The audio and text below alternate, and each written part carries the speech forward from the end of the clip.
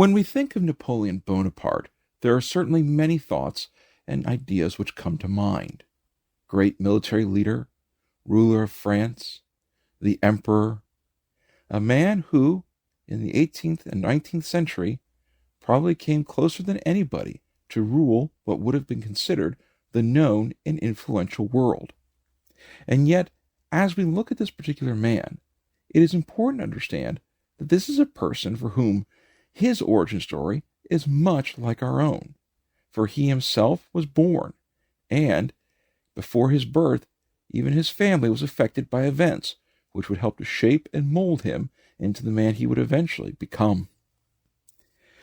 His paternal family came from a minor Tuscan noble family. Meanwhile, his maternal family came from a minor Genoese noble family.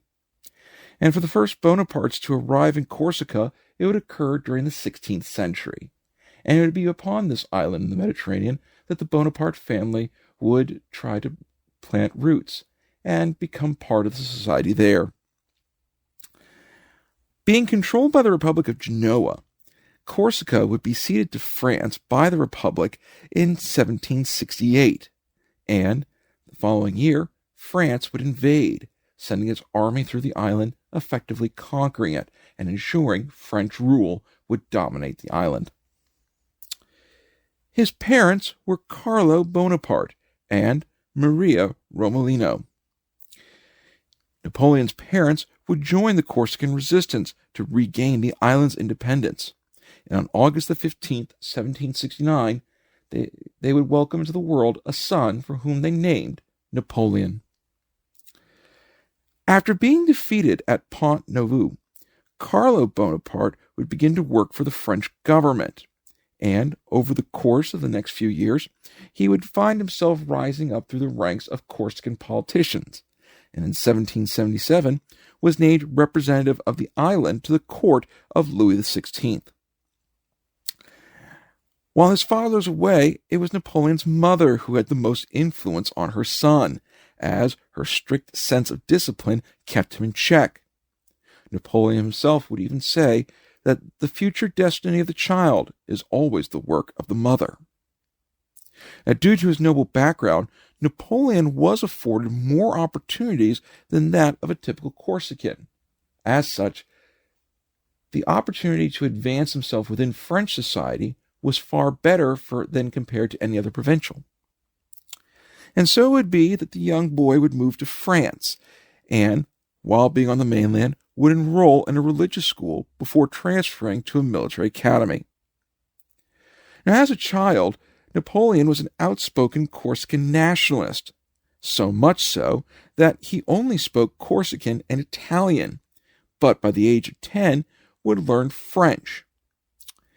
Now, while he was fluent in the French language, Napoleon's accent was rather notably Corsican.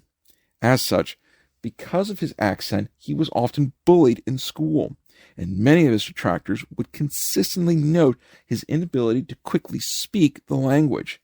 Instead, he would have to think for a moment, conjugate the verbs, determine the correct structure of the sentence before speaking in French. Due to the constant bullying and everything that was attached to it, Napoleon became melancholy and would dive himself deeply into his studies. His mathematical abilities were beyond compare, to the point that many people thought he might even become a sailor. In 1784, Napoleon was admitted to the École Militaire in Paris. His dream was to become an artillery officer, but the death of his father would reduce the money which had once been available to him. As a result, Napoleon had two options available to him. The first was to complete his studies. The second was to drop out.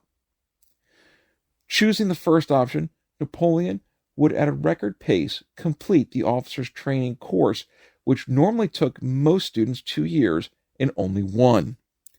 As a result, he would graduate in September of 1785, becoming the first Corsican to ever do so. And, as a unique feature, he was only 16 years old. For more information, please consider these suggested titles. Be sure to click on the left-hand side of the screen to subscribe to our show, and on the right-hand side for our latest episode. And we will see you again for the next episode of Milling Through History.